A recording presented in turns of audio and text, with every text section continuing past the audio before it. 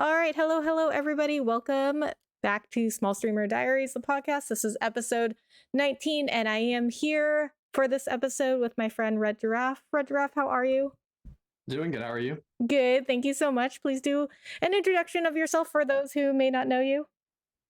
Yeah. So my name is actually Dylan, but I go by RedGiraffe on What? You have a YouTube. real name? Yes, I have a real name, and I basically do Fortnite content. I used to do a lot of random stuff. I still want to do random stuff, but at the moment, Fortnite's really making my channel explode. So that's what I'm really focusing on at the moment. Cool. So, how's Fortnite going? It's going good. It's good. I mean, I've never played Fortnite. Oh, you haven't? I haven't. I've had some friends that wanted me to play, and I'm not like against Fortnite or anything. I don't know. I just haven't played it. I'll have to try it sometime. Yeah. So what makes Fortnite so fun? Like, isn't it just like any other shooter?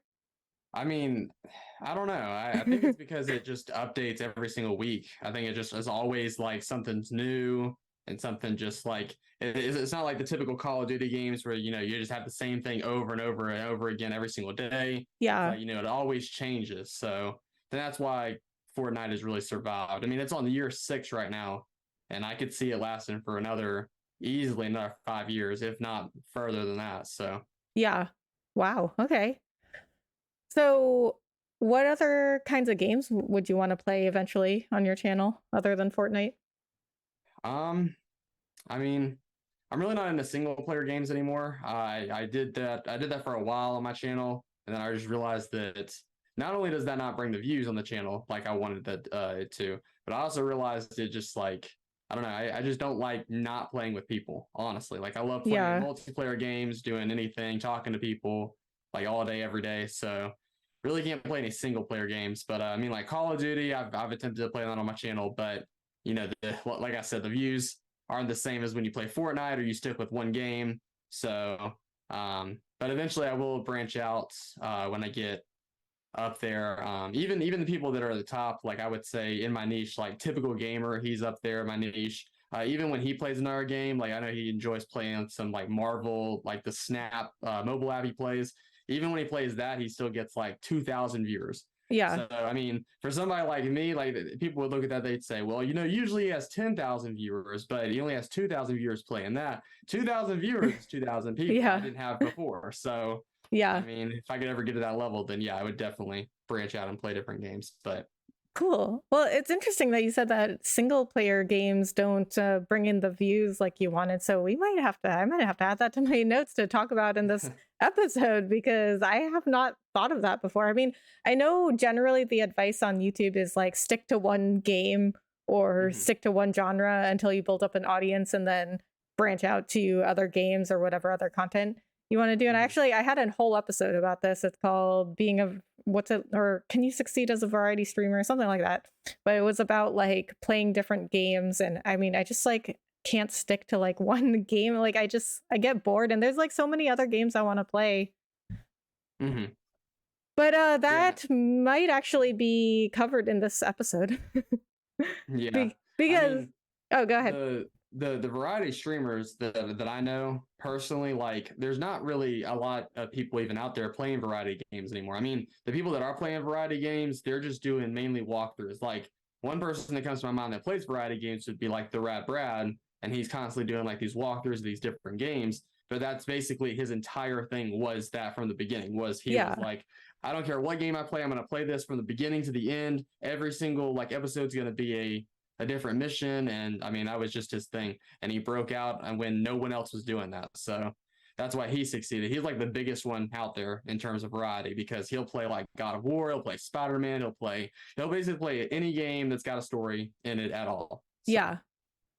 Yeah, and I mean, I talked about this with my friend PB of Arcadia in that episode, but I feel like if you start off as a variety streamer, it's easier to build your channel that way, because people already know like, okay, you're going to be playing a variety of games. And then like I post polls on my channel on my community page with like, what should I play next? And then people vote on that game. So at least I know that way that like it's what people want to see. So anyway, so that might be actually a good topic to go over in this episode, because for this episode we are talking about innovating your content and standing out as a live streamer, because it is really really hard these days, right? Like like everybody and their mother wants to be a content creator these days. People think it's like it's very very easy. Like people think that all content creators do are just like record random videos, like literally whatever they want, and then they just upload it, and then or they just go live and play whatever they want, and they make like millions of dollars. And it really doesn't work that way. Um, Especially when you start doing it, you'll find it's very very difficult, and it's very difficult to stand out. Like there's so many people trying to go live, like Twitch, literally millions of streamers live like every single day. YouTube, we're both on YouTube streaming, and there's not quite as many streamers there, but there are a lot of people just doing content in general. Like, I mean, YouTube has what, like 2 billion users or something? I mean, I know they're not all like content creators, but YouTube still has like billions of users. It's just very difficult. And something that me and RedGiraffe talk about a lot is like, how do you innovate your content and how do you stand out? Because I think we both notice that a lot of people are they just like do the same thing over and over and expect different results. So you have told me before that you are really, really interested in the things that Mr. Beast does. So why Mr. Beast in particular? Well, so throughout my whole life, I basically have studied history. I actually went to college for history. And I can tell you one thing: history repeats itself over and over again. And so for example, when before I tell you that, I have to tell you this: Mr. Beast, when he was up and coming, he talked about one person, and he actually has tons of videos he deleted, and it was all about one person, and that person was PewDiePie. And it wasn't that Mr. Beast had a fascination with PewDiePie, the person. He had a fascination with PewDiePie, the YouTuber. So like he loved his rank. He loved everything. Like he was like, man, I cannot believe PewDiePie's up there. I need to find out how much does PewDiePie make? Like what would be this? How big is PewDiePie compared to all these other people? And that's really what boosted him to the top is that he was so obsessed with getting to the top like PewDiePie was, that he basically grinded every single day because he had one dream of getting up there. And he never thought he'd get up there. He really didn't. But as you can see, he innovated his content, made it better every single day, and then eventually he made it. Yeah. I know at one point he said that it would take him 16,000 years to catch up to PewDiePie if he was still going at the same rate. That was when he had like 1,500 subscribers. Take him 16,000 years, and it took him 10. So it just goes to show you that nothing is impossible, but you really have to be obsessed with like I'm not necessarily obsessed with Mr. Beast the person. I'm more obsessed with like his rank, like how much influence he has over the entire YouTube landscape. Because I mean, everyone and their mom knows who Mr. Beast is on YouTube. If you've been on YouTube for one day, you probably know who Mr. Beast is. And so it's just like I see his content and I go, I never want to copy Mr. Beast. I want to take what he's done and basically innovate it all. Like he used to be like Mr. Beast used to be a lot more genuine than he is now. He's still genuine in his videos and stuff, but he used to be a lot more like I don't even know the word for it, but he just used to be kind of different in his videos. Like he used to do the videos because he wanted to do this and he wanted to build up this and help other people doing this. And he still wants to do that, but I feel like it's more commercialized now just because he's so much bigger than he was at one point. Yeah. And I understand that, but at the same time, it's like I want to help people at the lowest points. So like I want to go into restaurants and give these people money and do this and do that. I don't want to be like there's a few content creators out there, and I'll just say one that comes to my mind right now is his name is Morgs, and people probably know who that is.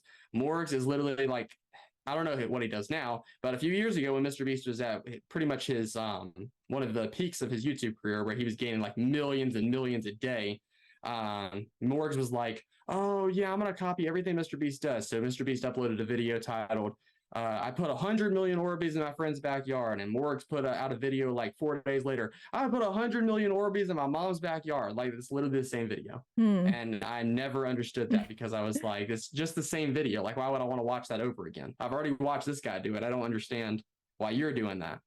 And there's a lot of Mr. Beast copycats out there that don't understand, like, you need to innovate the content, not copy it. You need to take what he's done and make it better. So a lot of people don't understand that. And so, Yeah. but I've seen, but pretty much I'm obsessed with like Mr. Beast, the YouTuber, because I've seen pretty much every video he's ever made. I've seen all the deleted videos that he's ever made. And pretty much just I studied him from the beginning just to know exactly how did this man make it. And I can tell you one thing, Mr. Beast never in a million years thought he would even have 10 million subscribers in 5 years. He literally was just like, okay, if I make it, I make it. I'm going to grind hard. If I do it, I'm going to do it. If not, I'm going to keep going, because he was destined to not fail. And that's really what it comes down to, is perseverance, patience, and willingness to do it. I mean, that's what YouTube is all about. Yeah. Yeah, I agree. And I feel like most people like think they have that mindset, but you know, when it comes time to actually post the videos, do the live streams, they care so much, you know, about the numbers, which you should care about, but you know, you shouldn't let it define you. So that sounds like, you know, Mr. Beast just didn't let the numbers define him. Even if he got bad numbers on a video, he just still kept going. But people realistically, they do get very, very discouraged, and they will just give up very, very quickly. So I'm not familiar with Morgs. So he just did the exact same video as Mr. Beast, and he got a big channel out of that?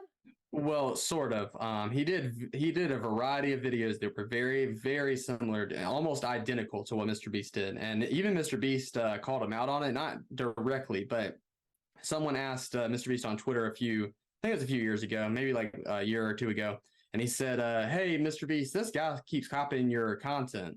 What do you think about that? Mr. Beast was like, well, imitation is this sincerest form of flattery. And he was like, I mean, I really can't do anything about it, but if he wants to copy me, I mean, he's just not going to get as many views, and it's just going to be, he'll basically become a Mr. Beast copycat, and everybody will know that. Yeah. About if you go and try to do that, everybody will know. I mean, there's even somebody out there. Someone was pointing this out on Twitter the other day.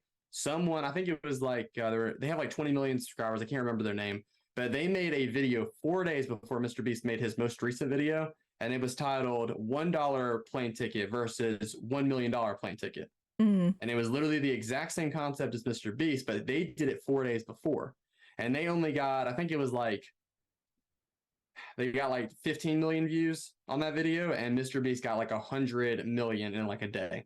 So it just goes to show you, yeah, you can do the same content and you can have the same ideas. And even if his video leaks out to the public and you try to copy it, it really won't ever, you can't beat Mr. Beast to what he's going to do, because he's just so big. Yes, you might get a few subscribers here and there. You might get 100,000 subscribers out of it. But at the end of the day, you still cannot compete with Mr. Beast. He's just that far up there. Yeah. But I will say that eventually there are people out there that can get to Mr. Beast level, but it's not going to be giving away money like Mr. Beast has. It's not going to be doing the same concept. It's going to be sort of what Ryan Trahan and what Airrack has pretty much what they're doing right now. So yeah. And you don't want to just be known as like the Mr. Beast copycat or like the whoever copycat. Like, you want to be your own channel.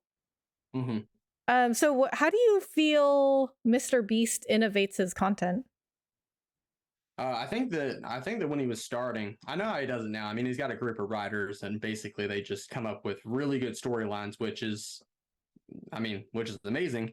Obviously we don't have that. But when he was first starting, he innovated his content by just taking what he was doing and just doing, well, when he first started, he was basically doing random commentaries, and then he started doing this thing called the Worst Interest series.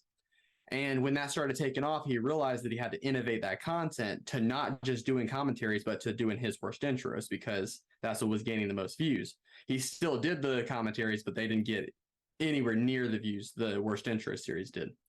And so basically there was at one point where he just stopped doing commentaries. He just, he sold his PlayStation, stopped doing commentaries, he actually ended up branching out to another niche, which was YouTube, kind of like what vidIQ does. And he was like, this is how you get so many subscribers, and this is how you do this. And he basically was trying to help people gain their channels and everything. And so he basically started doing that niche, but he was also doing the worst intros on the side. And then he eventually innovated his content to doing these crazy, elaborate, like explosion videos where he just blew up different stuff. He microwaved a microwave inside of a grill or whatever. And it's just these crazy videos. And they just went viral. He just got viral hit after viral hit. And he started to realize that's what YouTube wanted. They want people to just be absolutely random. I mean, you see that all over YouTube. I mean, you see that with Logan Paul. You see that with Mr. Beast. You see that with Airrack. I mean, all these people are doing these crazy challenges that other people would never do. So, and a lot of people think that money is a defining issue. It's a lot of things people do is not actually a money defining issue at all. Like Ryan Trahan did an entire series based off of 1 penny.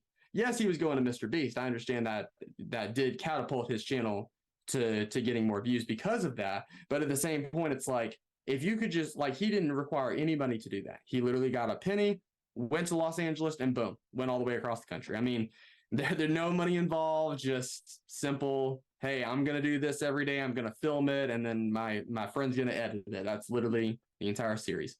So, of course, some people are, like I said, some people are blessed to have stuff like that. Like, I'm sure Ryan Trahan does pay his editor, which is his friend, but sure, he does pay him. So, I mean, money is still involved in that. But at the same time, you don't have to have a lot of money in order to do what you need to do. Yeah, he didn't need any money to come up with that idea, which is an original idea that nobody else was doing, or like very few people. I mean, nothing is ever really original, I think, but you can still, there's no other you. Like, we might, both play video games, but there's no other RedGiraffe out there. There's no other Rebecca MC out there. So, I mean, you can still be unique, but maybe, we can't be completely 100% original these days, but we can still be innovative and unique. And it's crazy to hear the history of Mr. Beast content, because I did not know any of that. Like, I didn't know he did like a YouTube help channel and did all these like other types of content, but that explains a lot about how his content is now, because he's started doing these like crazy things, and then those got traction, and he was like, oh, this is really working, and it just got like bigger and bigger and bigger until he's doing the stuff that he's doing now. So yeah, that explains a lot about Mr. Beast. He actually posted something on Twitter today that was actually like, it actually rocked my world, because I was just thinking about this. And he literally said on Twitter today, he said he had been like, when he said if his former self had looked back at this video that he just did, the one with the plane ticket, he said he wouldn't have never believed it, because he was 5 years into doing content and he was almost getting 0 to nothing views on his videos. And people were telling him, oh, you're crazy, you're never going to make it, just go ahead and give up, just quit, your channel's dead, blah, blah, blah. And like, look at him now. So it just really goes to show you that, like, people don't you can't underestimate people. If they want to make it happen, they're going to make it happen. They're going to find a way. Yeah. So, I mean, and there's tons of people that I know that when I was first starting YouTube, I literally would, I went on this thing called the channel crawler. And basically, it was basically a huge website full of people that had, like, you can search for small content creators, you can search for big content creators. It was just this huge thing, and it was very irrelevant. Like, looking back, it was actually very irrelevant. But the one of the things that I noticed is that the channel, or the site, even though it was dead, it really gave me insight, because there was so many creators that had 100,000 subscribers. I go, okay, let me check this guy out. Quit 5 years ago. And it was it was constantly like that. It was like, quit 9 years ago. It was like, wow, like, if these people had just kept going, who knows how big they could be today. But they just stopped. And so that just gives me more motivation every single day to just be like, well, I'm going to get 100,000. I'm not stopping there. I'm going to keep going. So yeah, it's funny that you say that, because I experience the same thing. Like, I go on YouTube and I get recommended videos from all over the place. Like, I get recommended videos from like 5 years ago, 10 years ago, and I go to these videos from like 5-10 years ago, and I check out this person's channel, and like that was their last upload like 5 years ago. So like, it's like clearly they're not uploading stuff anymore, but like you don't know what kind of doors you might open if you just kept Yeah. going with it. Hmm. Okay, so how do you personally innovate your content and innovate your channel?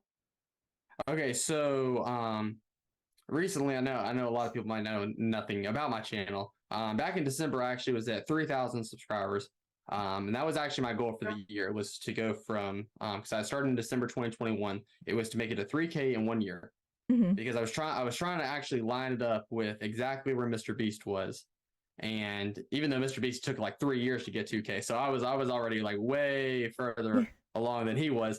But I was kind of like mathing it about. I was like, okay, if Mr. Beast is here during this time, let me get here. So I made 3K, and I got my goal in December. I got monetized, and now it's April, and I currently have 22,000 subscribers.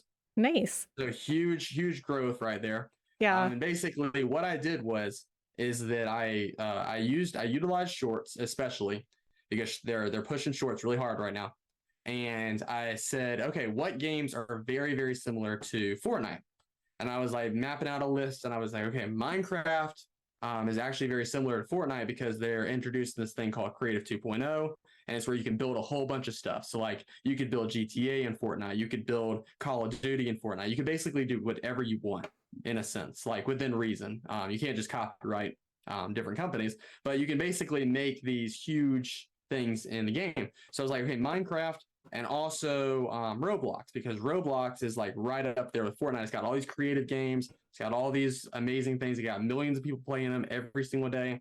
And so I said to myself, okay, Roblox and Minecraft, I'm going to look these people up, and I'm going to see what the content they're doing. And so I basically looked on Roblox and Minecraft people, and I basically innovated Fortnite to match the content that these people were doing. So like these people, like for example, like Roblox, some people would talk about, they'd say, these are the worst creators on Roblox that did this. And I'd say, okay, well, let me find out about Fortnite. What Fortnite creators? Because I don't see anybody doing what I'm doing in this category. So I'm basically one of a kind in Fortnite, in this place. And so yeah, there are people above me, but some people just took off like super fast on these shorts. I mean, some Yeah. people just got extremely lucky, and I mean that's it just happens. You never know what is going to get a million views, um you got to utilize the shorts. You got to take what you know. I'm still researching every single day what Fortnite shorts are doing good, and just basically taking those ideas, writing them down, and saying, okay, how did they make their short, and how can I make it better? That's Yeah. what you really have to do. And so, Yeah. So it sounds like the keys are to follow the trends. Like mhm, what do people want to watch right now? mhm, So make sure that you are following what the industry is doing, what the platforms are doing. So like for instance, like you said, right now YouTube is pushing shorts. mhm, So you want to follow those trends because it's the market follows what the consumers want, right? mhm, Like it's the same thing in content creation as it is in like any other business. Like the consumers decide what the product is. mhm. It's the same thing with content creation. I feel like people don't really think of it that way because they're just like, oh, I just do content creation for fun and it's not like a business for me. It's not like a product and they just like do whatever. And Mhm. so, like people just go live every day for hours upon hours and then that's it. Like they don't really do anything. They don't really like look at anything. Like I talk to plenty of people that don't even know that, YouTube got like gifted memberships or like YouTube is adding stuff to their live streams and people don't even know it because they're just not paying attention to the market trends. Mhm. So it sounds like that's a key thing that you did.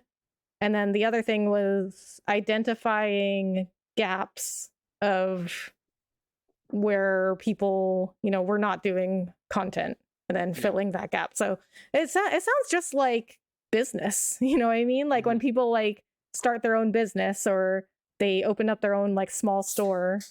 It sounds exactly like that. Like what I hear on like Shark Tank. Like they're Yeah. filling a gap. And I mean, that's that. When I started YouTube, a lot of people don't realize this. When you start YouTube, especially if anybody's watching this, like they're watching the podcast and they're like, man, I want to start YouTube and stuff. The question is that you're starting YouTube in 2023. And vidIQ would like to tell you, they'd say, if you're just starting YouTube, you could get a massive hit if you know how to edit and do that stuff. That's very true. You could. But the thing is that I've seen plenty of people that have I actually know a guy and me and him message on Discord sometimes, but he's successfully good at editing, really awesome. Like, he does Minecraft videos, he gets thousands of views on them, and he has less than 800 subscribers. And so, yes, he does. Like, you can edit and you can get all these great videos, but if you don't know how to edit, there's no way you're going to make it in this industry, because people only want to watch things that are like the highly edited things, and people just doing crazy challenges or giving away money and stuff like that, or people that are good at games or they're really funny, just stuff like that. And like you said, Rebecca, like, there's plenty of people out there doing that. What makes you different than anybody else? And the thing is that I actually believe there is nothing different. Everybody is almost in a sense the same, unless you have some kind of like super ability to play games, like you're super good. Like if I was over here like the #1 Fortnite player in the world or something, or if I was just, like, for example, like the Rad Brad, like if I had already established all this ahead of time and just gone ahead and done all the storyline stuff, then I could be successful in that. But the thing is that you have to market now. Like, you really have to get out there. And I'm not saying like go to people's DMs and be like, hey, can you watch my video? Because that's not going to do Yeah, don't do anything. that. That's never going to do anything, because literally I have so many people that do that to me, and I go, why would I ever watch your video? Like, if you would have came to my DMs and said, hey, how are you doing?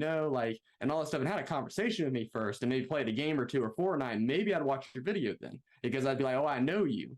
But instead, there's a lot of people out there that just want instant gratification. They just want people to watch their video, have a view, maybe have a subscriber, and that's just not how it works. So Yeah. you really have to like market and just talk to people, honestly. Like, don't harass people, just tell them how are they doing, and basically if you have common interests, then make it happen. So Yeah. that's what I did to start out.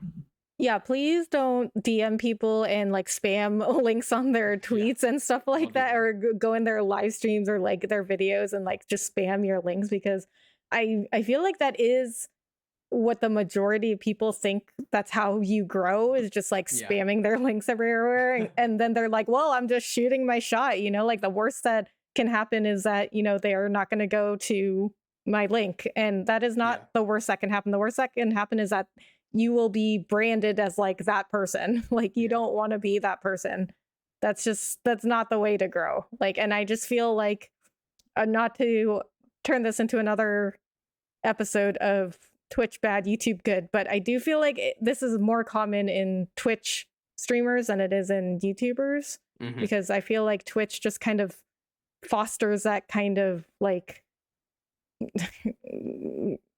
desperate like need to like grow their stream, and that's the way that they think they should do it. Anyway, Twitch bad, YouTube good. I was actually on Twitch for a year and a half, and I didn't know that.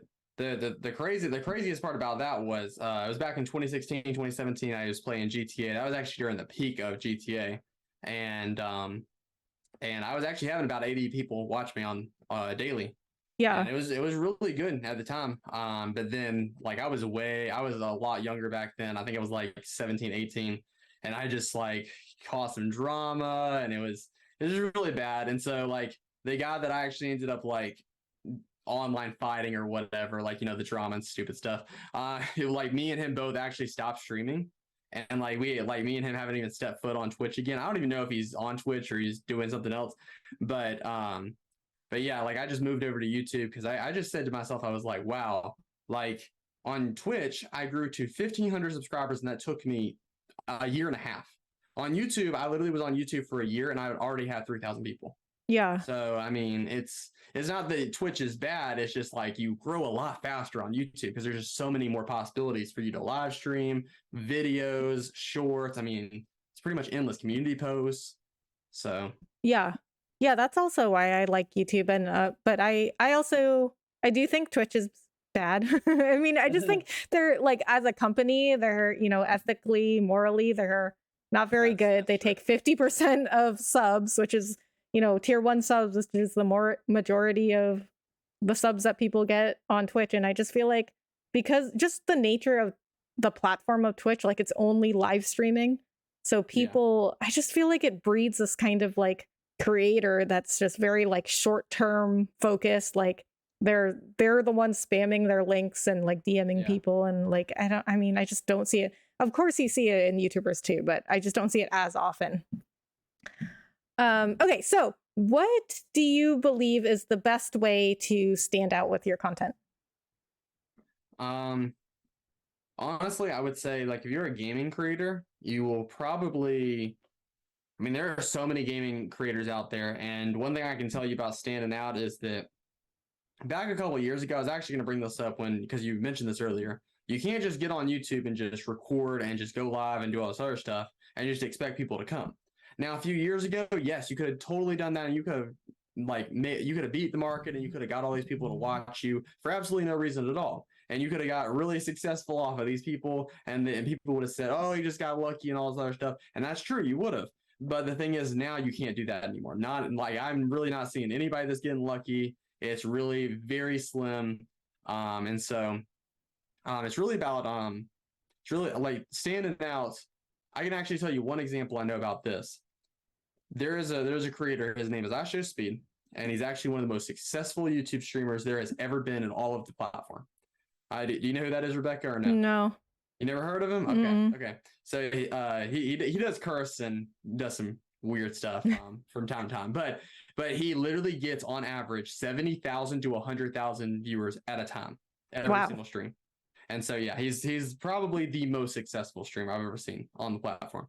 And so the thing is about him is he literally started in 2019, I think 2019 or 2020, and so he's already like 13 million, maybe he's at 16 million. I can't remember. He's moving so fast, but he literally when he was starting out, a lot of people would be like, well, now he's like this. He got famous because of this. No, he did not get famous because of that.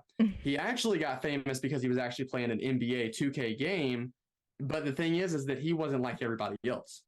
Everybody else was playing 2K at the time, but he actually said to every single person that came into the stream, he was like, "I'm the best point guarder, or the best point guarder.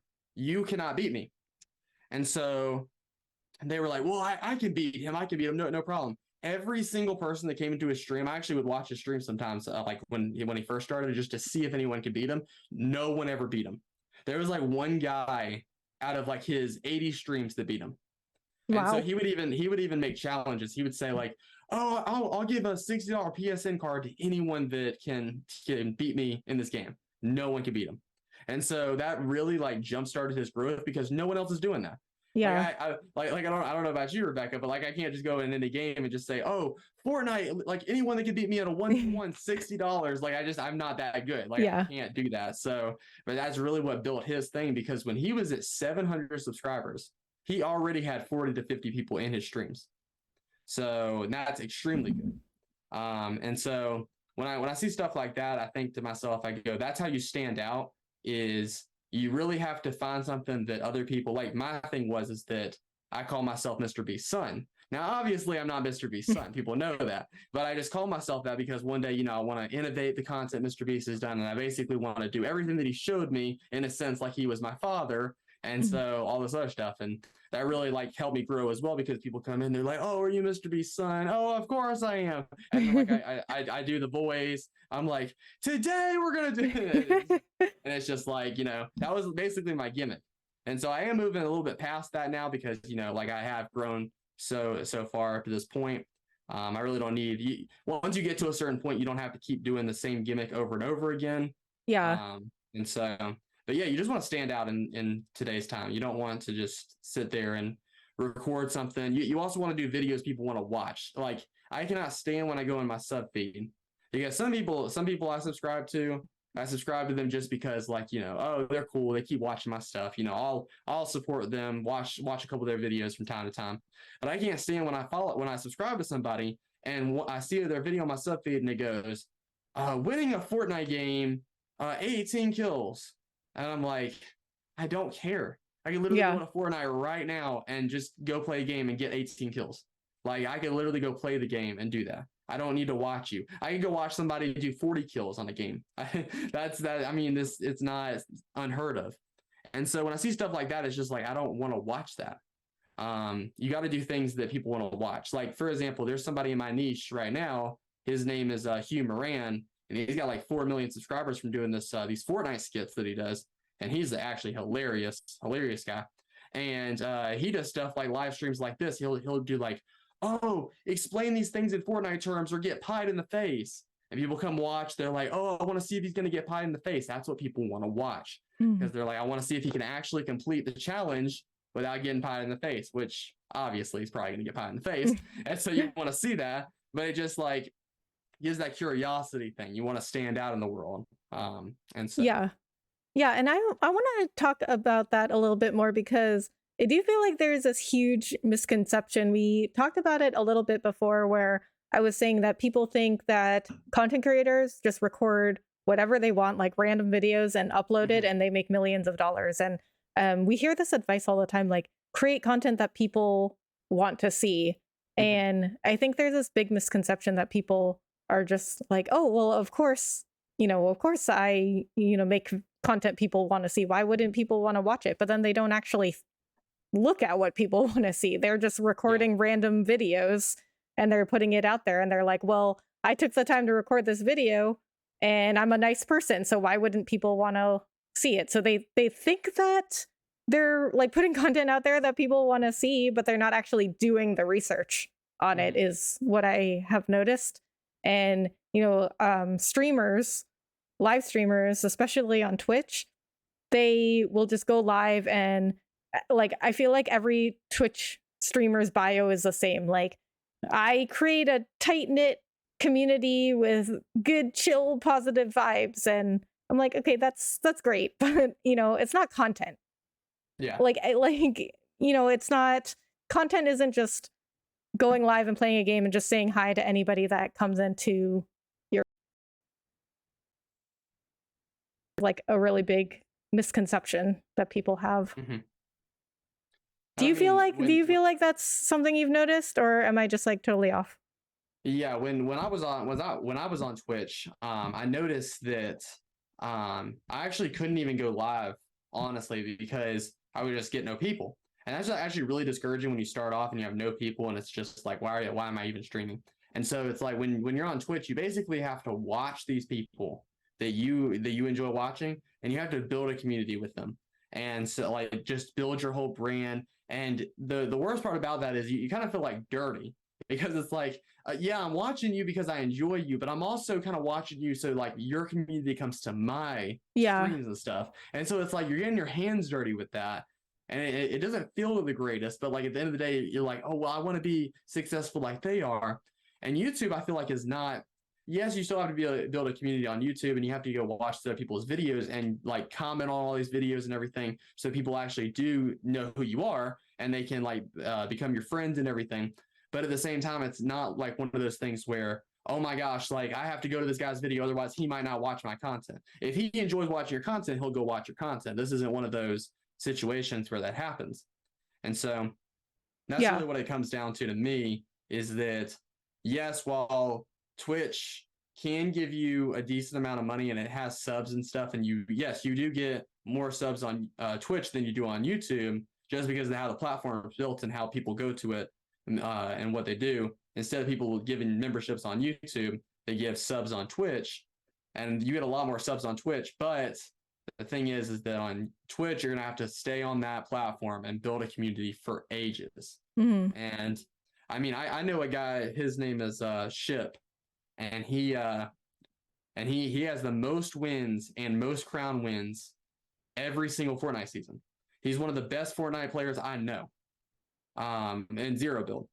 And even he, the one of the best Fortnite no builders alive, only gets 300 viewers per stream. When in reality, if you think about it, Ninja, who is at pretty much at the top of Fortnite, he gets 9,000. I mean, even someone who is good at the game is only getting 300 compared to this 9,000 viewed guy. I mean, that's really crazy to me when you think about it, because it's like, wow, how in the world is that possible? Yeah. But it's because like Ship has only been around for 3 or 4 years, and Ninja's been around for 11 to 12. So that's another thing that bothers me is when people go like, oh, well, I've been at this for 5 years. I only have this many subscribers, this and that.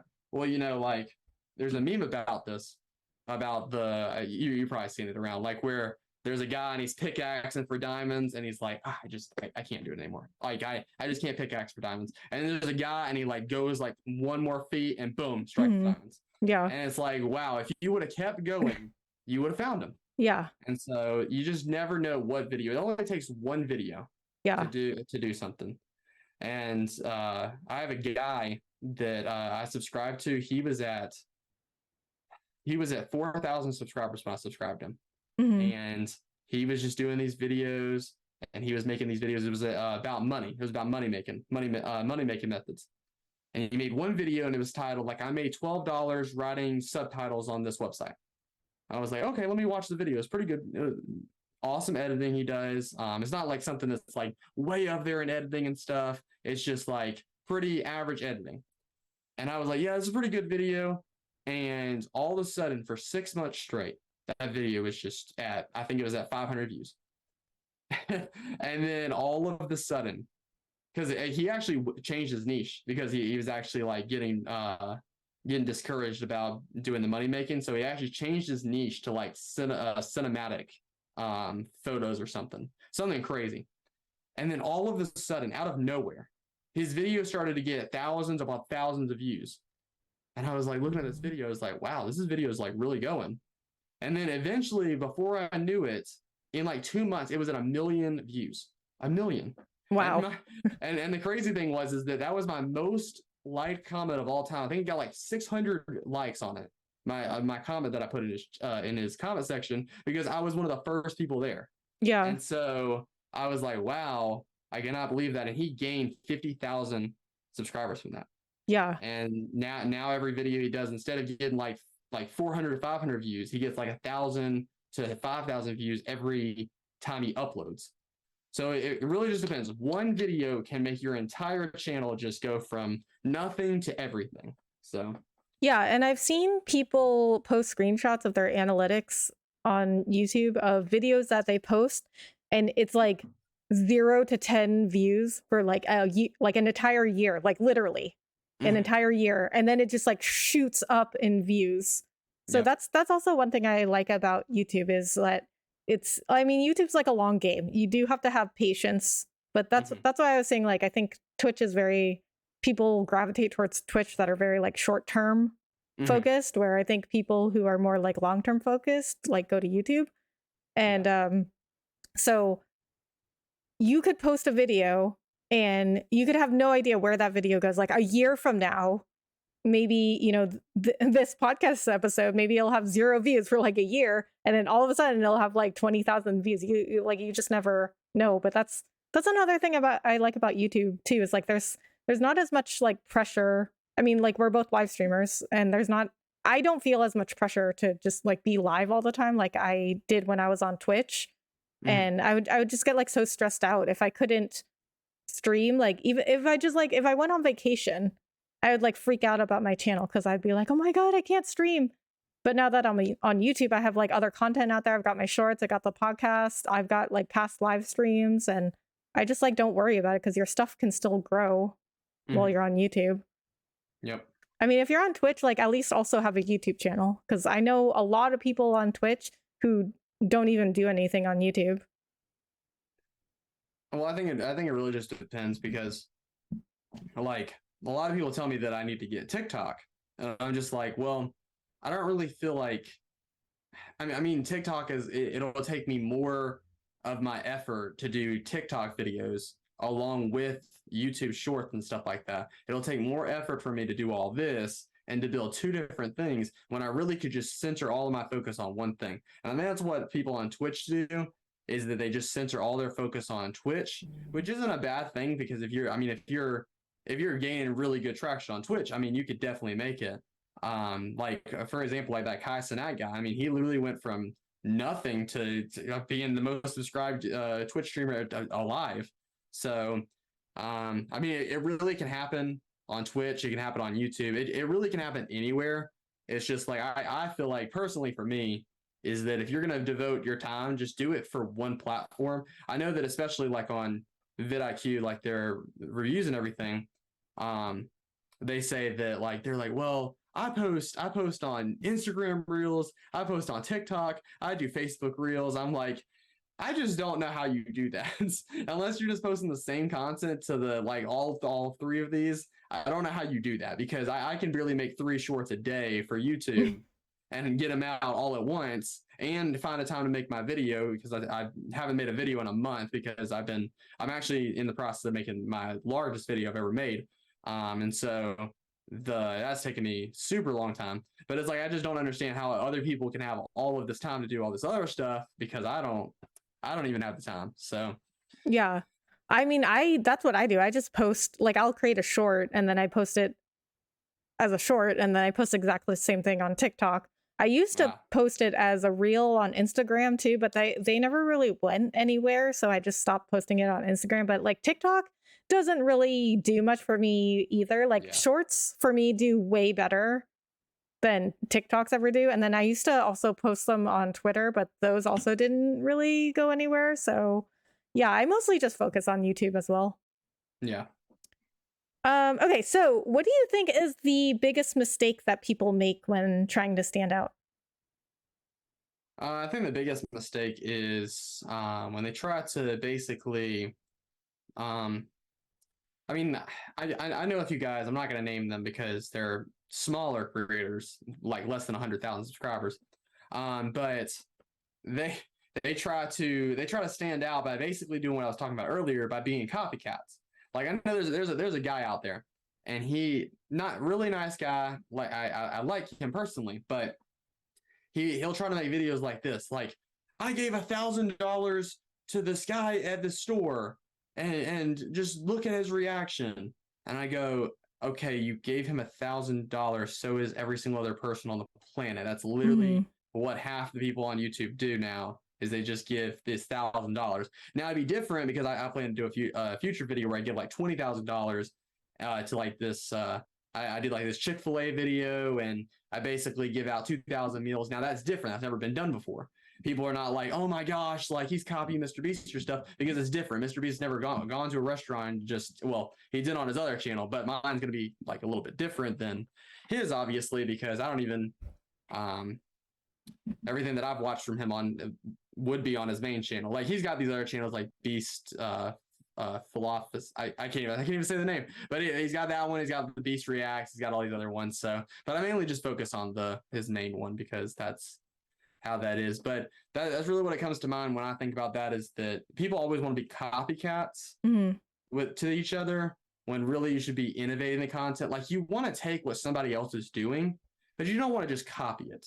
You just want to take what they've done and say, okay, I really like this idea, but I need it to be mine. I can't let it copy them or do the exact same thing they're doing. It has to be different.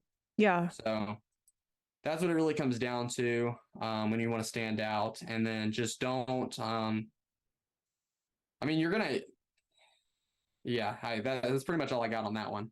Okay. Yeah. Did you have any thoughts on that? I mean, it sounds like, people comes down to, people need to do their research, right? Yeah. Like they can take these ideas that they like and that they're seeing on YouTube that are doing really well, but then they should be researching, okay, like what is missing in the market. Like, you had your idea for giving out 20,000 meals, but you're not going to do it. You researched what has been done already. Yeah. And then you're going to do another thing that nobody else has been doing. Exactly. So yeah, people do your research. Always a good tip. And it's like, obviously, like I haven't done the research on the Chick-fil-A video that I plan to do because it's like, man, I don't think I'll get there for like 5 years. Yeah. But it's just like you have to plan ahead to what you are going to do. Like you have to set like super big goals. Like I'm not saying everybody's going to give away money because that's not what everybody does. But it's just like you need to figure out what is going to be yours. Like, how can you innovate the content that you have on there right now if you want to really get somewhere? Because there are people out there that, I mean, they just stick to doing one thing and they just do it over and over again every single day, and they pretty much never grow, and they just get the same income every single day.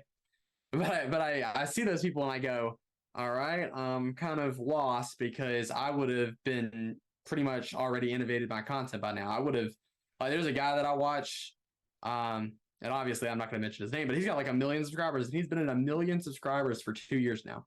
Mm-hmm. And I think I thought to myself, I was like, man, I could have been at 5 million. Give me 1 million people. I could be at 5 million in like a year. Yeah, Yeah. like it all comes down to researching what trends and like what do you want to do and how does it relate to the trends that is trending right now, basically. Yeah. Yeah, I agree with you. I mean, I see a lot of, Twitch streamers and people that I watched a year ago, they have the same numbers. Like they might have more Yeah. followers, but every time I see them when they're live, they have the same amount of viewers than they did, a year ago.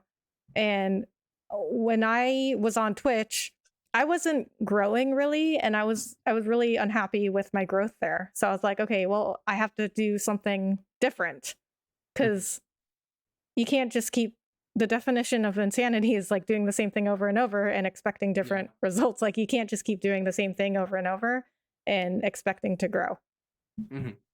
So I went to YouTube. Everyone was like, are you crazy? Like you can't go to YouTube for streaming. That's not where people stream. And then look at the state of Twitch now. Like so many people are coming to YouTube now. Like some of the same exact people that were like, are you crazy going to YouTube to live stream? Well, I will say that every single day that I research it, I see that Kick is actually like when I first saw Kick, I was like, man, it's gonna be another mixer situation. Yeah. But I'm starting to think that Kick actually might be the solution for all of these Twitch streamers, because basically what Trainwreck is saying is he's like the guy who created it. He says, well, what I don't understand about Twitch is there's no discoverability.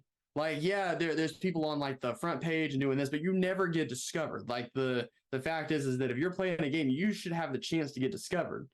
And so like he's figured out a way. I don't exactly know all the stuff because I'm obviously not on Kick.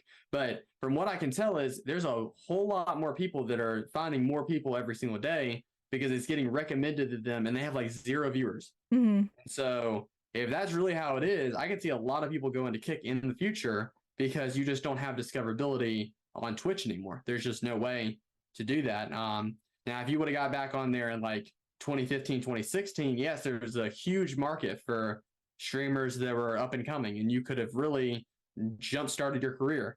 But we're way past that now. I mean, people are on Twitch, and I'm not saying that you can't still grow on Twitch, but it's extremely hard now, and it will take years and years and years. And even with that, I would say on YouTube, now this is going to be really far-fetched, but I would say on YouTube, you have a better chance of getting to 10 million subscribers in 10 years than you will to get 1 million subscriber or 1 million followers on Twitch in that same 10-year span, because it's just like the growth on Twitch is extremely slow compared to what YouTube is. Yeah. I don't know why that is. I guess it's because people only like watching one certain person and they just stick with that. Yeah. But I don't know. Yeah, I think there's a few factors when it comes to that. So I think Twitch is actually like very niche. It's a lot smaller platform than people realize, I think. Compared to YouTube, Twitch has got like 45 million users, and then YouTube has 2 billion, and yeah, a lot of people do watch the same people on Twitch. Like the same viewer is watching multiple streamers. So and people in my real life, like my friends and family, most of them have no idea what Twitch is, but everybody knows what YouTube is. So I think Twitch is actually it's actually a pretty small platform, but people just feel like it's really big because there's millions of channels going live every day, but it is actually pretty small. Yeah. Okay, so what do you wish somebody had told you about innovating your content? Well, when I was at the start, I wish that people would have told me that You do not need somebody else in order to get up there. Now, a lot of people will tell you that, I know that one of the most prime people to look at right now is pretty much Kai Cenat, because he literally kind of did that. And a lot of people want to give credit to Kai Cenat, but really, I wouldn't give credit to Kai Cenat because he didn't do anything necessarily. He basically, what he did was, in my eyes, he kind of cheated, because he said, "Oh, here's these people that are already established. Let me bring them on my stream." And he continually did that. He brought Aiden Ross on a stream. He brought like Kanye. Like, I don't think Kanye West was on there, but like he brought a whole bunch of other celebrities that was like at the time popular, and he got in connection with all of these people and brought them on the stream, which basically skyrocketed his popularity, because it's like, if for example, let's say that one day I have Tom Brady on my stream, people are not going to come to my stream because they're like, "Oh, RedGiraffe streaming Fortnite." They're going to be like, "He's playing Fortnite with Tom Brady. Like, I want to go watch this." So that's literally what people want, is they want to see like these celebrities and stuff. They don't care about you necessarily. Yes, you might be funny and stuff, but they're really there to see what's going to happen next.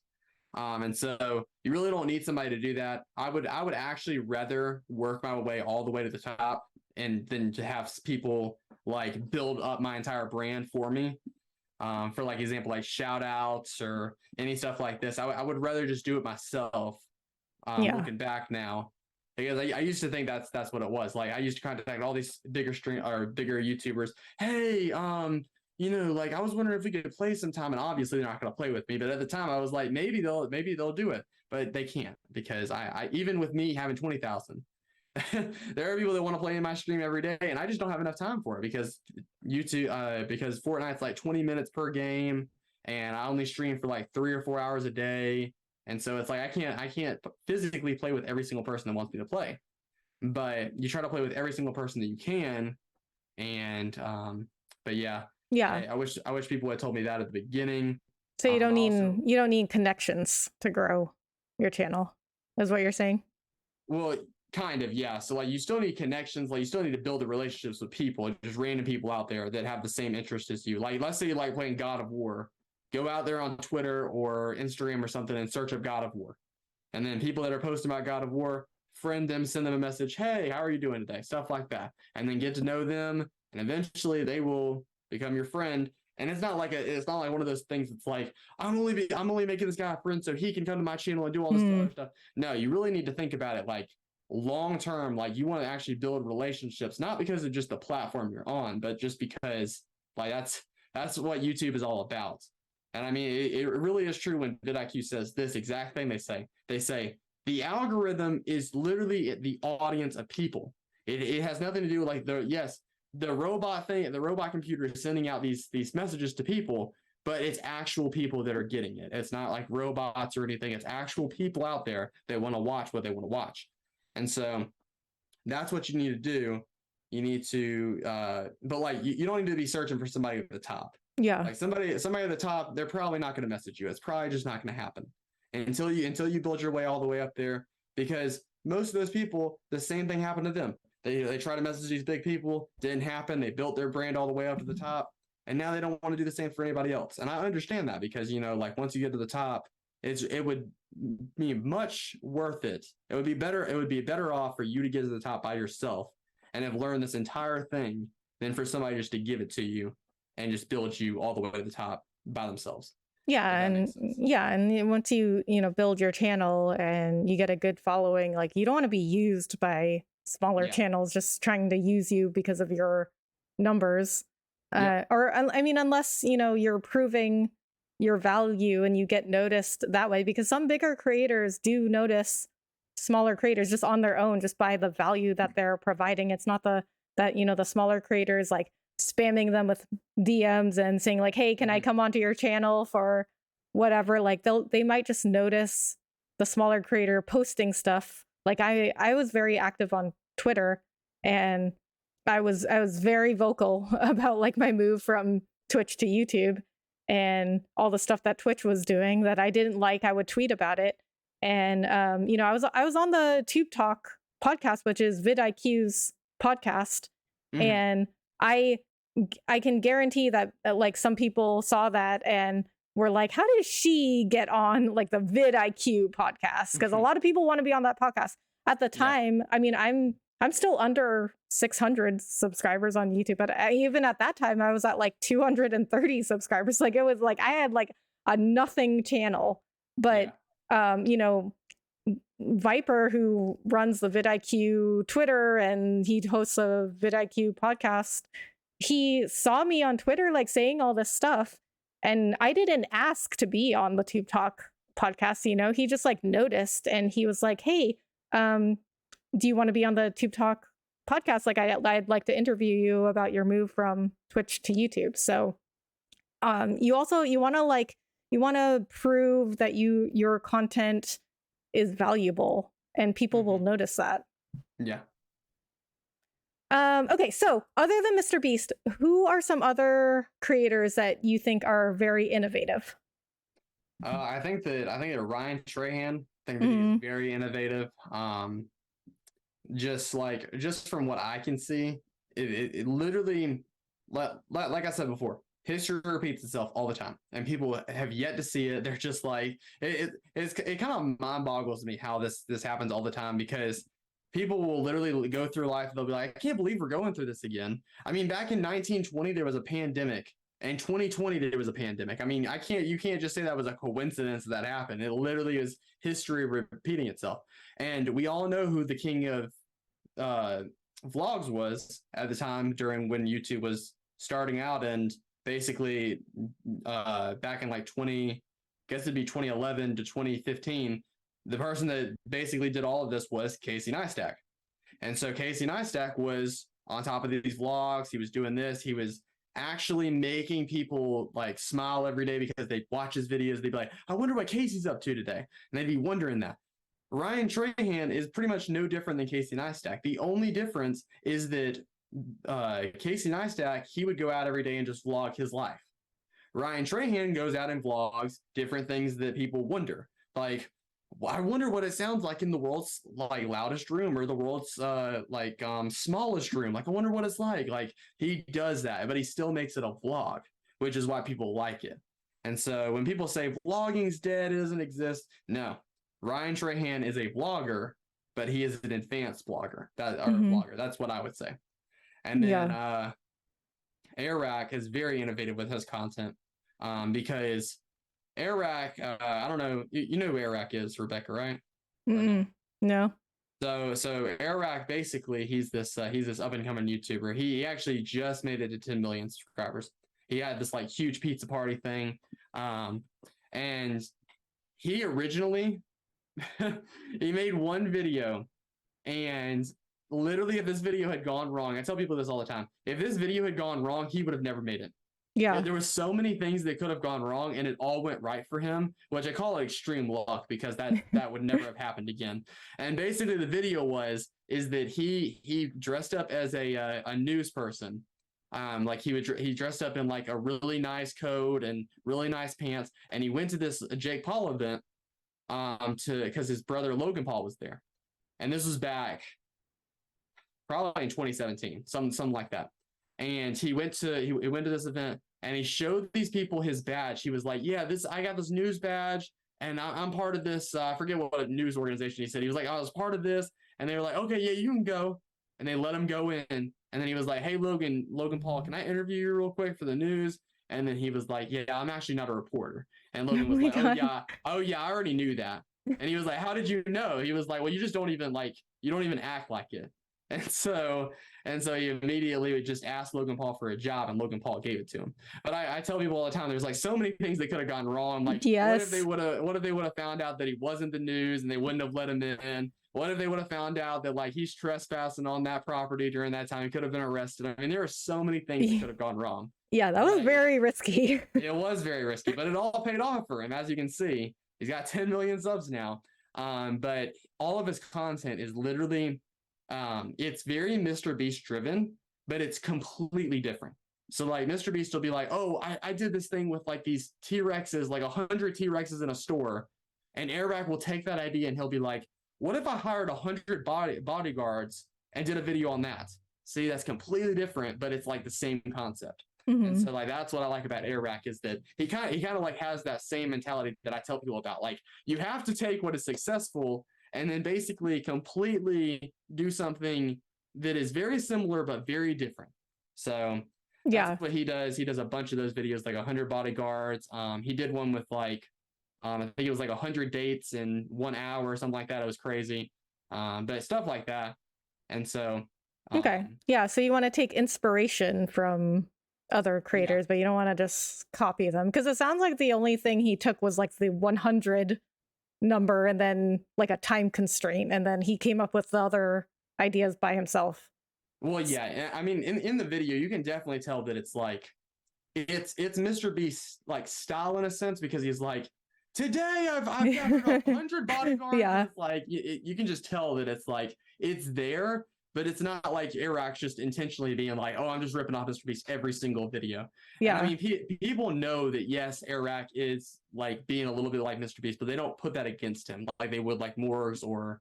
And there's another guy that does like his name is like Phase Rug or something like these people. They just copy Mr. Beast's video titles, exact things they do, and it's just like I see people like that, and I go, man, how do they even have that many subscribers? Because Yeah. Morgs has like 7 million, and Rug has like 20 million. They do the exact same things he does, and so it is tough to see that because these other people go, well, that's not fair because they're doing the exact same things. And I mean, you can't really do anything about it. Mr. Beast he can't copyright any of these Yeah. ideas. So, Yeah.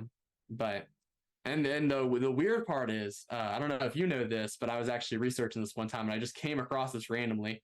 There is actually a guy in Russia that does the exact same videos on point. Mr. Beast does same script, same everything. I did not know that. Yeah, he does the exact same thing. He has 50 million subscribers. Wow. and the reason that Mr. Beast can't like legally take it down, or he can't take it down because it's the ideas behind it is not copyrighted, and he also they can't everybody in Russia is actually they don't have access to the YouTube that the United States does, so they have no idea who Mr. Beast is. Oh my God. You have this Russian guy that's doing all the same things Mr. Beast is doing, and they're like, I love him, but it's like Mr. Beast is already a person. Like, Yeah. Wait, but then how does the guy doing the videos know what Mr. Beast is doing? I'm guess he found him. I have no idea, but the people literally like if you go to I don't even know what he's called. I forget what his name is, but if you go to his comment section, because somebody was like researching this, they had a whole YouTube video about it, and they were like, if you go to the comment section, you have all these people that just go, oh my gosh, I can't believe you're so awesome for doing that. And it's just like, why, what do they not know that Mr. Beast is a person? Like, yeah. And I guess some people don't, but at the same time, it's like, wow, that's crazy. Yeah, that guy must have some sort of like VPN that connects to like the US or something. Like I mean, he has to find out what Mr. Beast is doing some way. Yeah. All right. So, what kind of content do you think is best for innovation, if there is any? I think that you really have to look at your niche and what you're doing, and basically determine what you want to do based off of that. I think that innovation can basically be in any niche. I mean, you have to take what, like, for example, I see this all the time, especially in the vidIQ reviews. It's actually hilarious to me because I'm like, at this point, I've literally watched so many reviews. I think to myself, man, I could just start my own podcast because I just know so much about this. And it's like these people, especially the cooking channels are what get me because I go, guys, how many times do we have to tell you this? It's like the exact same channel that I'm looking at already that they've already done before, and you continue to do the same stuff. And it's like this. They'll put the thumbnail of the food, and it'll be this, and I go, everybody else is doing that. You are not doing anything else different. You are literally just cooking a recipe and not doing anything else with it. Now, I don't exactly, because I'm not a cooker. I'm not a person that can cook. But well, I can cook, but I just don't do that on YouTube. But if I was doing that, I would think to myself, I'd go, okay, let me research cooking videos and what cooking videos are the best and why were they the best? Like, do they tell me this? Do they do this? How do they make it fun for the audience to actually watch the video? And so, because most of these videos, yes, while they're educational and they teach you how to cook and stuff, you can still add a value of entertainment for them to click that subscribe button. So, but that's my thing is that there's so many people out there that they go, well, yeah, like I don't know how to innovate the content. There's just too many people. YouTube's oversaturated. It's never oversaturated. Mr. Beast got on the platform in 2012. It's oversaturated then. It's been oversaturated. I mean, Airrack has come, Ryan Trahan. I mean, there's so many people that I can name that are at the top, well, that are semi at the top, and they just, I mean, they got here and they made it. So Yeah. that's what I have to tell people is that, you know, people say all the time, I can't do this because YouTube's not pushing my content out. Are you doing stuff that YouTube are you doing stuff that people actually want to watch? Are you just doing stuff that you think people want to watch? Because there's a complete difference in what you think people want to watch and actually researching it to find out, okay, what did a lot of people like to watch during this thing?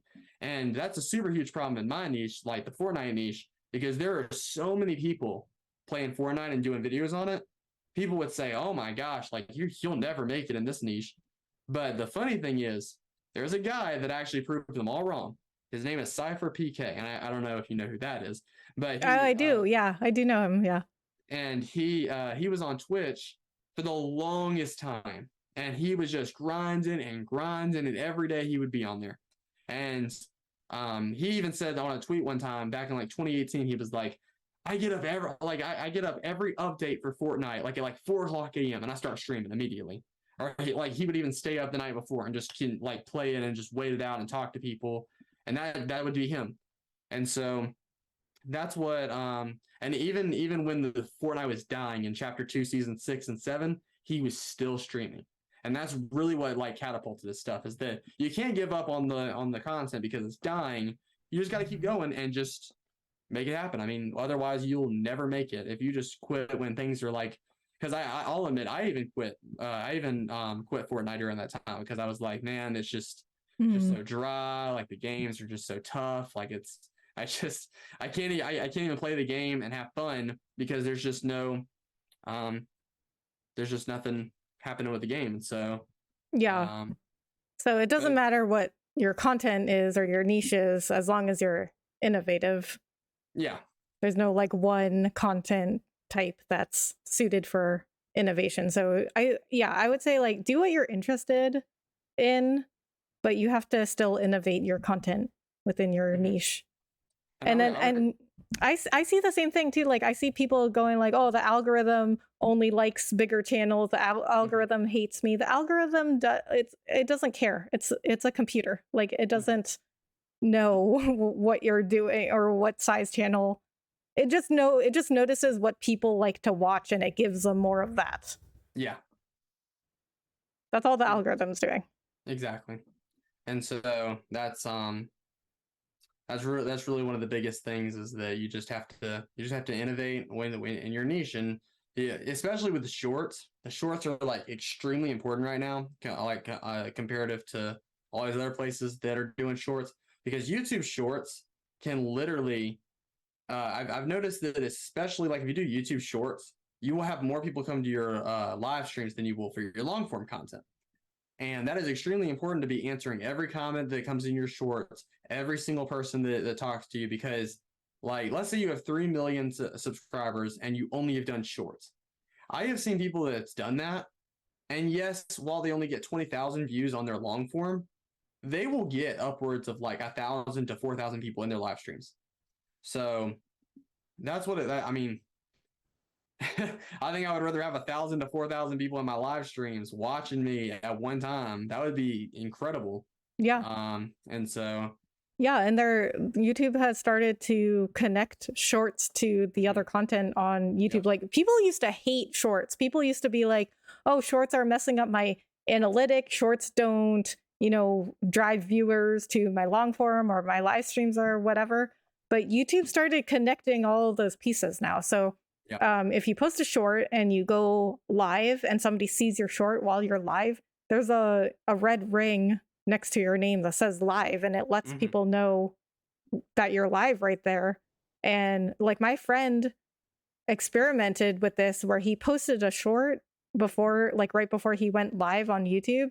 And he said it worked. Like people would see the short and they would see he was live and they would come in and they'd be like, "Hey, I just saw your short and I saw you were live, so I came in." And then it'll start like they just did a thing where it'll start recommending your long form too. So it's starting to all like connect together. Yep. Okay, so that actually is a really good segue into the next question, which is what form, if any, do you think is best for innovation? So like long form, short form, live streams? I would say short form and live streams, only because they're being pushed more than ever on YouTube. Yes, long form can give you something, but see, I feel like more long form, the more and more I look at the gaming side of things, I'm seeing that the only way people actually are gaining like views on like gaming videos now is basically when you have to talk like all these factual things and basically put other people down. So which sucks because I don't want to make videos like that, but that's what's getting the most views. Like I Mm. constantly see these videos that are like, oh, let me tell you about the rise and fall of this guy and this and this, and it's like that's what's getting the most views right now. And it's like why Fortnite should have died at a certain point. And it's just like I don't really want to do these videos, but that's what's getting the most views. So it kind of pushes people to do that more than anything.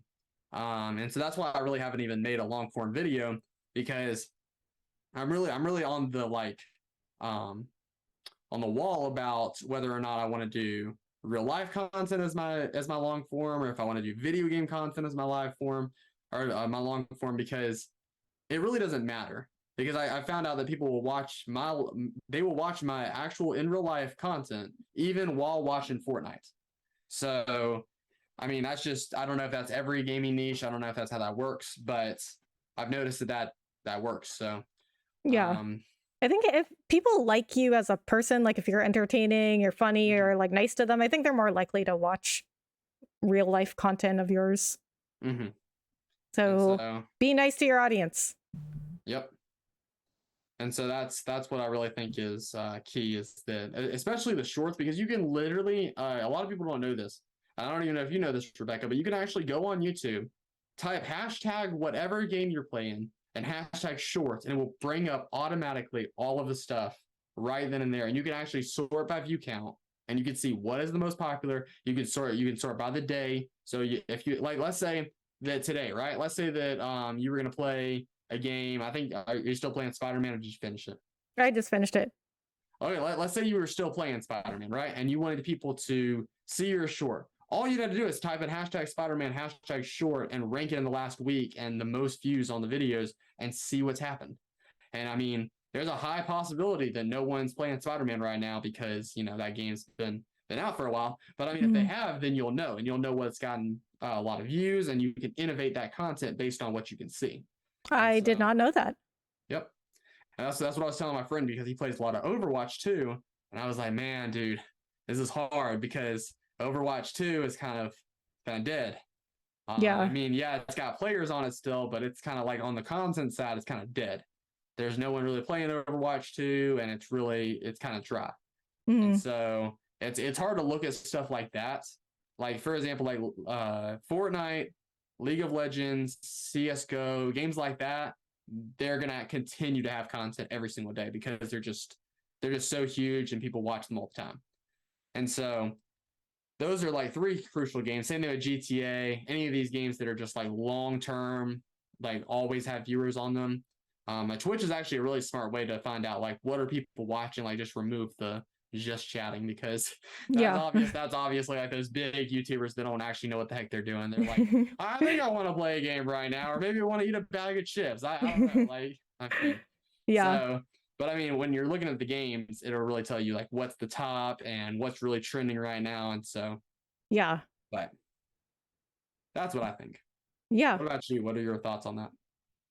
Yeah, I mean, I think Twitch is also a good way to kind of see like what's trending. I still Mhm. don't like Twitch as a platform, but I still Yeah. do go on Twitch because I do have friends on there, and they are always kind of like, okay, what is a game I should play that people want to watch? And they're always like looking at like what are people watching on Twitch? And usually it's the latest releases, because people always want to know like, oh, what's Mhm. the new shiny game?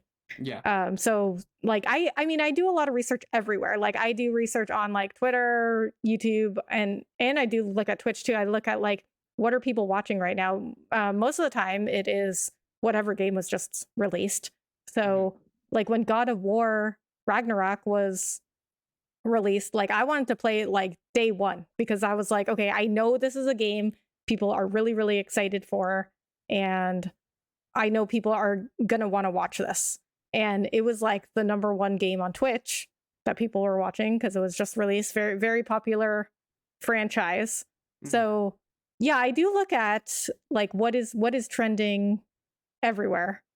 So even though I don't like Twitch, I still am going on there just to do market research. But yeah, I mean, I think you're right. I think we should look at what is trending on Twitch. Like what do people want? It comes down to like what do people want to watch? What do people like want to see? And go ahead. One more thing is that like when you research on Twitch and you see like, or actually on YouTube, like when people do walkthrough or like when people play a game on Twitch, like for example, you're saying God of War Ragnarok, when that game came out and you wanted to stream it on day one because it was really awesome game and you knew that people were going to watch it. The thing what I always think about, and I always tell people, I go, okay, so you're going to play this game, and I just wanted to prepare you because I try not to be harsh, but this is the harsh reality of it. You're going to be up against the Rad Brad. You're going to be up against Typical Gamer. You're going to be up against all of these people that have already established themselves for the past 10 years. They have worked their butt off. They are at the top. How are you possibly going to get any viewers if all of these people have already seen this from them? And the thing is that you can get that by doing these different challenges that people do. And even though it, like, see, I'm on YouTube, right? And I not necessarily like just think about playing the game, but I also think about different challenges that people do. So that way you can actually like build off the content. Like there's a girl on Twitch. I don't know if you heard about this, but this is actually crazy because this is exactly what I'm talking about when innovating content. When you take a game and you're like, okay, I know everybody else has already done this, but I'm going to take this because I know for a fact it can work. She literally beat Elden Ring on a dance pad. She beat it on a dance pad. She also beat it with like I think it was like her two pinkies, something like that. She beat it like that. She beat it another way, and like people were like freaking out. And she's gained like 100,000 followers on Twitch because of this. And I'm just like, that goes to show you right there that Elden Ring has been out since, I mean, last year. It was like released in like February, and she's still playing it and getting all of these viewers. I think she has like 1,500 viewers at like just watching her every single day. And I just go, well, it's a dead game, but if she's gonna attempt these challenges, they're going to watch. So that's another thing is that you can play dead games, you can do all this, but you have to do something that people want to see, that it has not been done before. Yeah. So. Yeah, and I did hear about that streamer, and I did not hear about her until she beat whatever boss in Elden Ring with that dance pad. Yep. So that's really that really breaks the news is whenever you do stuff like that. So yeah, and I mean when I played God of War, I just like played it. I didn't really do anything, but I did get a lot of good shorts out of it that got like thousands of views. So those shorts probably did the best out of any of my shorts. Like, I mean, every single one of those God of War shorts got at least like 2,000 views. That's good. Okay, so I'm actually out of questions. Is there anything else that you want to bring up or any topics you want to cover? Well, I did want to ask you this question, Rebecca, right? And you can even ask me if you want. Okay. We can both answer it. So, like in 5 years on YouTube, right? Where do you see yourself? Like, how many subscribers, and like where do you see yourself in terms of content making? Like, do you see yourself in the same place, or like just elaborate on that? Well, it's been almost 2 years since I've been on YouTube. So I went to YouTube September of 2021. So I guess it's been like a year and a half. And right now I've only got 577 subscribers. So I think in 5 years, I mean, I don't think I'll, I expect to be monetized within 5 years time, but I don't think I'll be at some like crazy number, maybe like 2,000 subscribers. I see myself still doing game content. I mean, I don't think I'll ever stop doing game content. I think it'll be a lot of shorts. I think I still will be doing this podcast. It might not be, Small Streamer Diaries anymore. Maybe I won't be a small streamer by then. I don't know. Well, with 2,000 subscribers, probably will still be small streamer. But I found, like I love doing a podcast. Like I love just like talking and analyzing and doing discussions of these topics. So maybe, it won't be exactly the same podcast, but I expect I still will be keeping up some sort of podcast, even if it isn't this one. Maybe I'll start a new one, who knows, but I don't expect to stop doing a podcast. But what I would like to do is, once I build up an audience, I would like to start incorporating more IRL stuff. So more stuff of like my dog. I have posted a couple of shorts of my dog that got a lot of views, but it's just like so far outside my niche. Like it doesn't have anything to do with what I'm doing now. So I stopped posting them. But like everything on my channel is video games. And then you just have this random dog in there. Like it just doesn't make any sense. So, but I would like to start posting more of him, more of my travel content, because I love traveling. I love just like trying new things. I like to go to like different restaurants and trying new food. I like to try like weird food. Like when I go to a restaurant, I like to try like the weirdest thing on the menu. So I would like to do more of that content, but I don't want to do it until, I've built up an audience. So that's where I see my YouTube channel in 5 years time. I don't think that I will give up. Hopefully by 5 years time, I'm not gonna give up. I mean, I really enjoy doing this. It is very difficult. It's a lot more difficult than I anticipated. I was one of those people that had that misconception that I could just like do whatever on my channel, and like I would just grow by that, and I could just go live and I could play whatever I wanted, and people would just flock to me for whatever reason. I don't know. Yeah. What about you? So I'm currently, actually my goal this year was 15,000. So obviously I passed. Yeah. My goal this year is 100,000. Okay. Okay. And then 5 years, maybe I'll get to 1 million. And then see, I know this is gonna sound crazy, and people would have said the same thing about Mr. Beast at the time, but 10 years from now, I really do want to be at, or actually about 9 years from now, I want to be at 100 million subscribers. Be up there, and I want to be, although I'm coming to terms that it's going to be a lot difficult now than it was in the past to get up there, because see, I was actually telling my class that, because I work at a school, I actually told my classes there yesterday, I think. I was telling them this. I said, see, Mr. Beast isn't like PewDiePie necessarily, because PewDiePie was just in this game section. So like he was just a gamer for the longest time. And so people liked him because he was gaming. Now Mr. Beast completely broke that out in the real life category. So now the thing is that like he's set a standard, and his standard is kind of like Chick-fil-A, and it's like his standard is so high that it's like for anybody else to get up there, they would have to reach that exact same like standard, which is extremely hard. I mean, it would even be hard for like people like Ryan Trahan or Airrack to even get up there at this point, because I believe they could do it, but it's going to take years upon years to get up there now, because he's just so far gone. And I was actually researching a lot about this a few weeks ago, and apparently Mr. Beast likes to say in his podcasts, even though in reality, like I've researched everything Mr. Beast has done, so I know what the truth is. Mr. Beast would like to say that everything he does is original, but it's actually not. He does have a group of writers now that does have original content, so he does pretty much have original content now in a sense.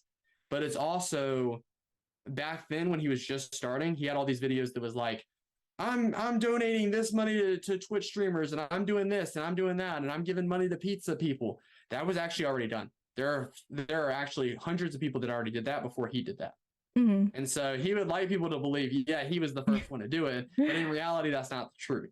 Yeah. And a lot of those people, which is the weird part about this, the strangest part about this is that he, all these other people that did it before him, they literally just stopped doing it. They just kind of like, they didn't quit, but they were kind of like, I don't really want to do this anymore. I don't want to do these challenges. But in reality, if they had actually just kept going down the path they were going, they could have actually ended up exactly where Mr. Beast was. Mm-hmm. So that's what's the difference, is that Mr. Beast took the ideas, didn't necessarily copycat them, but took the ideas these people had, made them a reality, and then continued on with that path that he was on. So yeah, I think that's really what catapulted him. And yeah. So, but yeah, 5 years from now, 1 million subscribers, hopefully, and then I will have a green screen so you don't see this cloth behind me anymore. Or maybe I'll have like a, I don't know. Do you know who Ninja is? The Fortnite streamer. Mm-hmm. He's got like this cool like streamer room that he's got. Yeah. Those, yeah. Well, one of those one day. Maybe I'll paint this whole room blue or something. I don't know. Right. Something like that. Yeah. But, cool. Well, we will check on you in 5 years and see how you're doing. I mean, I'll talk to you, since, not in 5 years. We'll talk between then, but people watching this video might not talk to you, but we will check on you in 5 years. Okay, April 4th, 2023 is when we're recording this. 5 years from now, maybe we'll do okay, 5 years ago, we were talking about where our channels we're going to be 5 years in 5 years time. And so what is our channels doing now compared to what we thought was going to be our channels from in 5 years? We should do that. That would be really interesting. And you're gonna have 50,000 subscribers. You're gonna be like, oh my gosh, I thought I was gonna have 2,000, but you're gonna have 50,000. I know, that would be like, crazy. Yeah, that would be crazy. So or maybe I'll have like a bunch of dog content and travel content on there, and yeah, that'd be pretty fun. All right, I'll put it in my calendar. 5 years from now, what's 3 plus 5? 2028. Yeah, 2028. Not good at math. Okay, April 4th, 2028. We're gonna do an 5-year check-in. So right. 5 years from now, mark your calendars. 5 years from now. All right. Okay, RedGiraffe, thank you so much for doing this with me. I want to give you a chance to plug your channel. I mean, I'll have RedGiraffe's links in the description, so please go check him out. He's an awesome streamer, awesome content creator. As you can see, he really likes to analyze content and innovate, and which is something I think we all need to pay attention. Well, I guess viewers don't really need to pay attention to it, but as creators, if you're a creator, I think this is something that you should really pay attention to. So, RedGiraffe, please feel free to plug anything. What are you playing? What are you gonna play? What's your channel about? All of that. I mean, it's just RedGiraffe on YouTube. If you just search up just RedGiraffe, I mean, even if you did like Red and then Space Giraffe, I'm pretty sure I'd still come up. And then I just play mostly Fortnite. That's my main game. I do in real life content on most of my videos. I have a bunch of gaming commentaries on there where I just talk about a bunch of random stuff. If you want to check those out, I literally I mostly talked about how much people made back in the past and how much like stuff costs. Like I think I did a one about DoorDash and how much you would actually make from DoorDash. A bunch of actually educational videos that while I'm playing a game that most people don't do. So stuff like that. But that's pretty much it for who I am. All right, cool. Well, please take out RedGiraffe. Thank you so much for watching and or listening. If you're listening on Spotify, or you might be watching it on Spotify. I mean, Spotify can do like video podcast files now, so I can just like upload this as a video on Spotify too. But either way, thank you so much for watching / listening. Please check out some of the other episodes in this podcast, because I personally think it's actually a pretty good podcast, even though it's at the beginning stages. But I love doing this podcast. Thank you so much, RedGiraffe, for being on this episode with me. I really, really appreciate it.